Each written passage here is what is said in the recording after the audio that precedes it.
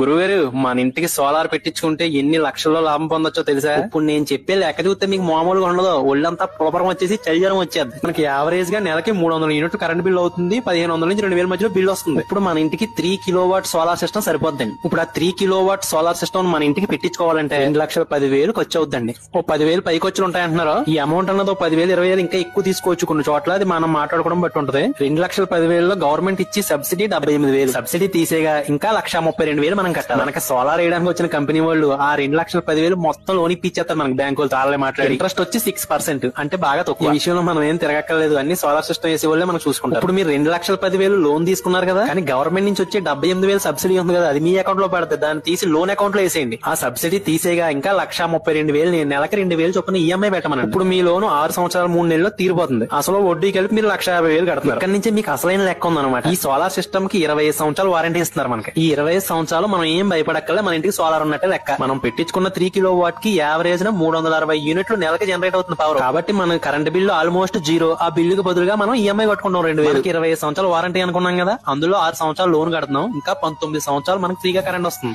ఫ్రీగా కరెంట్ వస్తుంది కదా అని మనం ఎప్పుడు కట్టే కరెంట్ బిల్ డబ్బులు పాడు చేయకండి. ఇప్పుడు యావరేజ్ గా మనం కట్టే కరెంట్ బిల్ రూపాయలు 1,500 రూపాయలు అనుకుని ఆ డబ్బుల్ని నెల నెల మ్యూచువల్ ఫండ్స్ లో పెట్టండి. అలా 19 సంవత్సరాల పాటు మీరు 1,500 కట్టి లీస్ట్ 12% ఇంట్రెస్ట్ చొప్పున చూసుకున్నా తక్కువ లెక్కేసుకుంటే 12 లక్షలు అవుతుంది. నేను లీస్ట్ రిటర్న్ రేట్ చెప్పాను 12% అని. అదే 15% రిటర్న్ రేట్ వేసుకున్నాం అనుకో 17 లక్షలు అవుతుంది. మనం అంత ఆశించదు గురువు గారు, 12 లక్షలు వేసుకుందాం. ఇప్పుడు మనం ఫైనల్ గా మనకి ఎంత మిగులుతుందన్న చూద్దాం. ఇక్కడ మీరు గుర్తు పెట్టుకోవాల్సింది ఏంటంటే, మన లోన్ అమౌంట్ అప్పు తీరిపోగా మిగిలిన 18 సంవత్సరాలు మనకి నెలకు 1,500 చొప్పున మన కరెంట్ బిల్ మిగిలే. ఆ మిగిలిన డబ్బుల్ని మనం మ్యూచువల్ ఫండ్స్ సిప్ లో పెట్టగానే మనకు వచ్చిన లాభమే 12.7 లక్షలు. ఇలాగే ఆలోచిస్తుంటే మనం చాలా తొందరగా కోటీశ్వర్లం కాదు బిలియనర్లు అయిపోతామని భయంగా ఉంది గురువు గారు. ఇప్పుడు అసలు మ్యాటర్ ఏంటంటే, 25 సంవత్సరాలు వారంటీ తర్వాత ఈ సోలార్ సిస్టమ్ పోయిందనుకో, అప్పుడు రేట్లను బట్టి ఇప్పుడు మనకు వచ్చిన ఆదాయంలో సగం డబ్బులు పెట్టుకున్న కొత్త సోలార్ మళ్ళీ పెట్టించేసుకోవచ్చు. గవర్నమెంట్ మారిన ప్రతిసారి మనకి కరెంట్ బిల్ రేట్లు కంపల్సరీ పెరిగిపోతున్నాయి. కాబట్టి ఫ్యూచర్ లో ఇంకా మండిపోతాయి. కాబట్టి మనకి సోలార్ పెట్టించుకోవడం వల్ల ఇంకా లాభం పెరిగిపోతా ఉంటుంది. ఫ్యూచర్ లో మనం కూడా సోలార్ పెట్టించుకునే ఆలోచన చాలా బలంగా ఉంది. కాబట్టి పెట్టించుకుంటే కంపల్సరీగా దాని గురించి కూడా సమగ్ర విచారం చేసి మంచి వీడియో